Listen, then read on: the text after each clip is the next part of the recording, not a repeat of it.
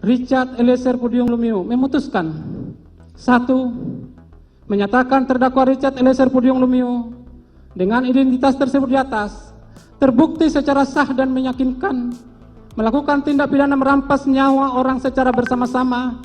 Arif Rahman Arifin. Kepada para pengunjung mohon untuk tenang. Kepada para pengunjung mohon untuk tenang.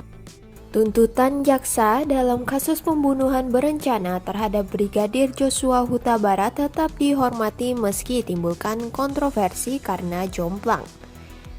Publik menilai tuntutan itu tak adil dan melukai rasa keadilan publik. Kejaksaan Agung telah menuntut hukuman pidana terhadap semua terdakwa dalam kasus pembunuhan berencana pada Brigadir Nofriansyah Yosua Huta Barat. Tuntutan jaksa tetap dihormati meski menimbulkan kontroversi karena dianggap jomplang. Publik menilai tuntutan jaksa itu tidak adil dan melukai rasa keadilan publik. Jaksa menuntut Ferdy Sambo dengan tuntutan seumur hidup, Putri Chandrawati dengan tuntutan 8 tahun penjara, sama seperti Kuat Ma'ruf dan Ricky Rizal. Barada Richard Eliezer yang diyakini publik sebagai penguak fakta dan bercerita jujur justru dituntut hukuman 12 tahun penjara. Jaksa Agung Muda Tindak Pidana Umum Fadil Zumhana bertahan atas kritik publik. Ia mengatakan tuntutan 12 tahun untuk Richard sudah pas. Bagi jaksa, Richard adalah eksekutor yang mengakibatkan Yosua tewas. Status Justice Collaborator dianggap belum sah sebab belum ada penetapan pengadilan. Fadil berargumen, tuntutan 12 tahun itu sudah lebih rendah dibandingkan dengan tuntutan terhadap Sambo. Mengapa tidak dari awal diungkapkan bahwa penetapan Justice Collaborator belum sah sebab belum ada penetapan pengadilan? Kepala Pusat Penerangan Hukum Kejaksaan Agung Ketut Sumedana, seperti dikutip media, menyebutkan Richard bukan penguak fakta. Penguak fakta adalah keluarga Yosua. Logika yang dibangun jaksa sejalan dengan strategi pembelaan kuasa hukum Sambo. Dalam beberapa kali sidang, kuasa hukum Sambo berupaya mendelegitimasi status Justice Collaborator Richard. Ini menyakitkan publik dan Richard.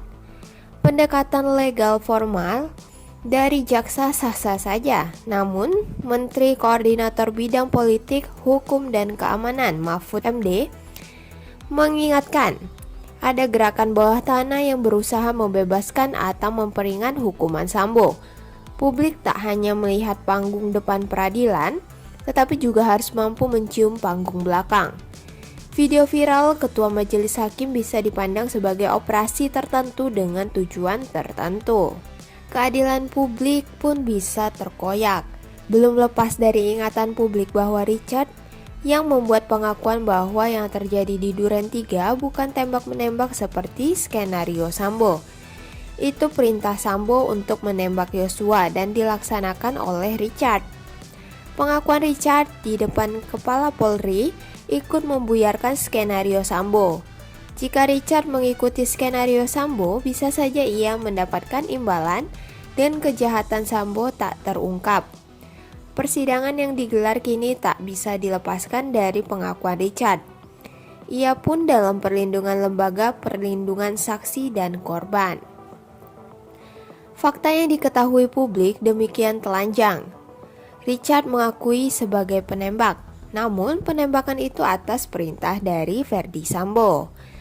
Ferdy Sambo juga memerintahkan anak buahnya merusak barang bukti dan menyusun skenario tembak-menembak. Keluarga Yosua juga sudah memaafkan Richard Eliezer. Tuntutan jaksa bukan akhir segalanya, namun peran jaksa yang mewakili kepentingan umum mulai diragukan. Hal ini sangatlah disayangkan. Masih ada pembelaan dari kuasa hukum Richard, lalu replik dan duplik. Biar hakim yang memutuskan. Sekian berita dari Masisi. Jangan lupa like dan subscribe agar kalian tak ketinggalan berita terbaru lainnya. Terima kasih.